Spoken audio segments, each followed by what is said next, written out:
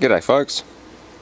It's one of those wonderful warm days again. I don't know how we keep getting more of them, but winter hasn't set in just yet, and everything's going pretty well. It's almost 28 degrees at the moment, and gradually improving.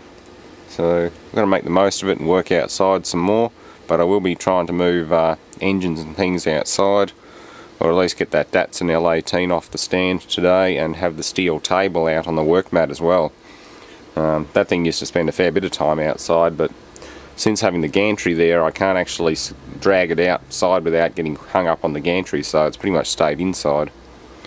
But yeah, I finally found a decent matrix screensaver too. I've been looking for a high resolution one for ages. The old one I originally had as a kid, I had it on an old Pentium 120 or something, which only ran about 800 by 600 resolution, so it looked pretty good, but it took me a while to find it. Someone's actually made a proper high resolution one, so I'll add a link in the description. It's a very nondescript website, but it works, and as far as I know it's a safe file to run. I have checked it. I ran AVG over it and it came up alright, but use at your own risk. It's just something that came up on a Google search. But yeah, if I have both my displays set up like that, it'd be pretty good. Security monitor always stays on anyway, but yeah, I like the Matrix movies. They're all really, really good movies. And a good friend of mine and fellow YouTuber has it's a small-scale helicopter model that was smashed into the side of the building in the first Matrix movie. You know, the scene where the helicopter smashes into the side of the building and explodes. Well, that's hanging up in a friend's garage because he was a special effects technician on the set. I'm not saying who it is, but I think it's in one of his videos somewhere. If you're a smart little cookie, you'll probably find it, or would have seen it anyway. So anyway, turbocharger, that cleaned up alright last night. I still have to chemically clean the inside of the housing there, but that's not hard. I might even give it a very quick dip in the electrolysis tank. Not 100% recommended for aluminium products.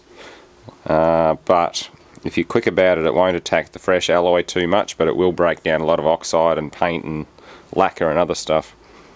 I've actually done a mag wheel like that, and it got about 90% of the clear coat and oxide off it before it really started to focus on pitting the alley, but after powder coating it was fine. So yeah, it only took a bit of wire wheel and some Scotch-Brite to clean the rest of the face up, and then it was sent off for powder coating, and it made things a lot easier. I think it did get a very light sandblast before powder coating, but it's a lot better than trying to sandblast 25 years worth of corrosion and old clear coat and stuff off an alloy wheel. That takes a while. So yeah, it's not bad out here. I'm just rearranging things, moving little cars around. I'm thinking for this little trailer trolley I'm going to build out of this, I'm going to use the door off the old Champion G250 compressor. I think it's just big enough. Yeah, it should be big enough.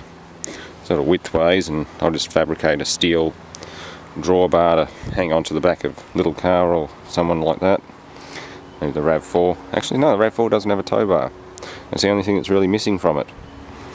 Not that it's that big, I wouldn't tow too much with it, but a tow bar would be nice for the little Ravy. Yeah, as you can see, the rest of the day was done.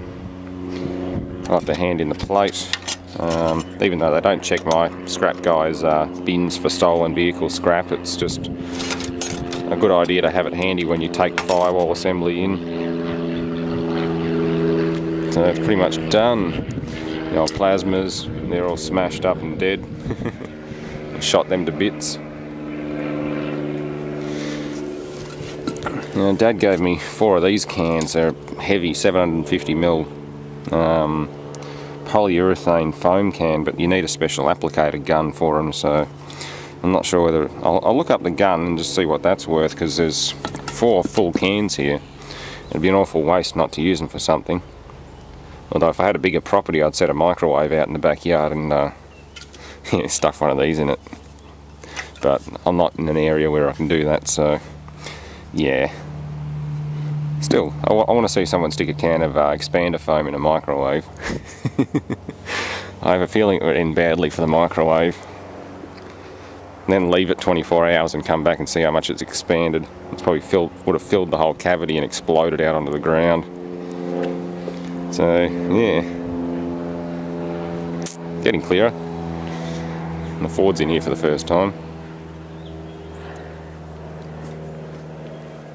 It's starting to look a lot better.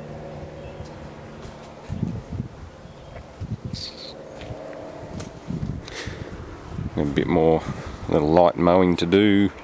I've got to tell Terry again to come and get his outboard because it's still here. I sold that about 1.5 years ago. He still hasn't picked it up. The same guy I got the Ford off, so I work with him every day. He's my supervisor. But he just hasn't had time to come and get it. And he's got a ski boat to put it on, so if he wants to use it, he'll have to get it out, get it rebuilt, and fit it up to the ski boat. Twin mag microwave. The cover blew off that one week when we had a lot of rain, so hopefully it's dried out enough to run again. There's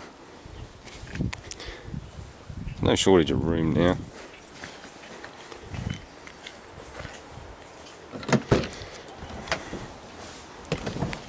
Oh, it's hot in here. If you're wondering where the laptops went, they're in there. That's where the big stack of laptops went. I was also given a couple of, well, that one I picked up ages ago, and I was also given another good tyre to mess around with on this thing once I've done the clutch. I'll try and find an extra spare rim or something like that, and you have similar sort of fun that we did with the Range Rover, squashing DVD players and TVs and things. This clutch is already completely shot, so I'm not going to risk blowing it by running stuff over in the backyard.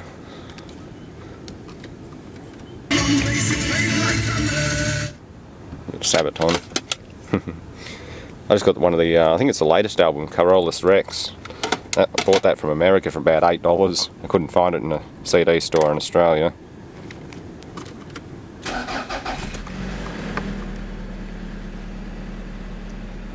And the engine is nowhere near as ticky now that it's had 2 oil changes and 3 filters over it. I've only done about 2 kilometres and I've done 3 oil changes. 3 oil filters and 2 changes. And it's deglazed everything. I haven't had to use additives or anything like that. I just run it for a while, run the AC and stuff, put it under a bit of load for 20-25 minutes at a time. That's plenty.